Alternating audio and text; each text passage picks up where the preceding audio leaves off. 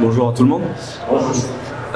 C'est vrai qu'être pénalisé d'un joueur à la 12e minute, ça nous a beaucoup handicapés. On a essayé de rajuster un petit peu notre système de jeu qui a été et tout notre plan de jeu par rapport à la rencontre qu'on a voulu mettre en place dès le départ, le projet.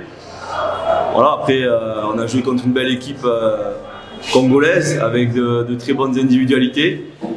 Malheureusement, vous savez, quand vous démarrez à 10 au bout de 15 minutes, contre une armada comme ça, c'est un peu compliqué. Vous courez après l'adversaire et malheureusement, on finit par s'incliner. Mais on va essayer de relever la tête très rapidement. Non, bien sûr qu'on a une idée. On connaît. J'avais déjà je savais comment il allait jouer. Je savais les titulaires approximativement. Je me suis trompé sur un ou deux joueurs.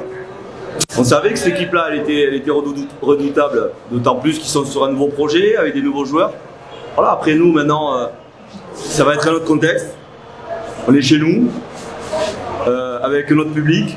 Voilà, donc maintenant, on est à la maison et maintenant, c'est à nous de nous préparer contre cette confrontation. Non, j'ai pas mal de joueurs d'expérience. Après, bon, c'est vrai que Congo avait une très belle ambiance ici à Lubumbashi. Je ne doutais pas du tout. Il y avait un public assez nombreux.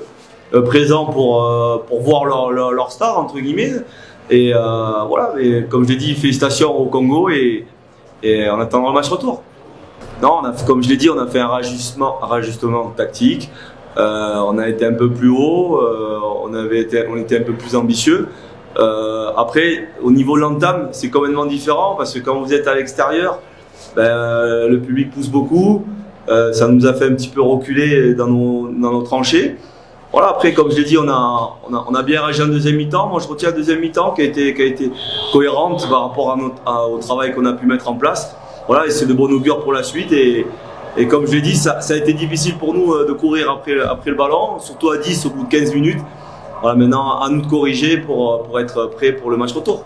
Bien sûr qu'il nous a pénalisé. Bien sûr, on s'attendait pas à ça. C'est un scénario qui nous a vite mis dans nos tranchées. Maintenant, comme je l'ai dit, le match il est passé, il faut switcher et se préparer pour le match retour. Non, on est serein. Après, comme je l'ai dit, c'est difficile de jouer à 10 à l'extérieur. Un public qui est arrivé nombreux, des joueurs un peu revanchards. C'était un peu difficile pour nous et on s'est handicapé très rapidement. Voilà, je pense que si on était 11, ce n'était pas le même match pour nous. On aurait plus de situations, on aurait pu se créer des situations de transition, de contre. Voilà, comme je l'ai dit, ça fait partie du game. Maintenant, on va se préparer pour bien se proposer, pour bien récupérer. Et chez nous, sur le stade Chira, à Nouakchott. Dernière question. Oui.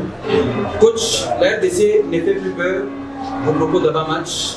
Quelle leçon vous tirez après avoir pris ces 3 minutes? Alors, moi, j'ai jamais dit ça. Je l'ai dit aux journalistes. Je ne sais pas qui a écrit ça. Sébastien De Sabre, je le connais très bien.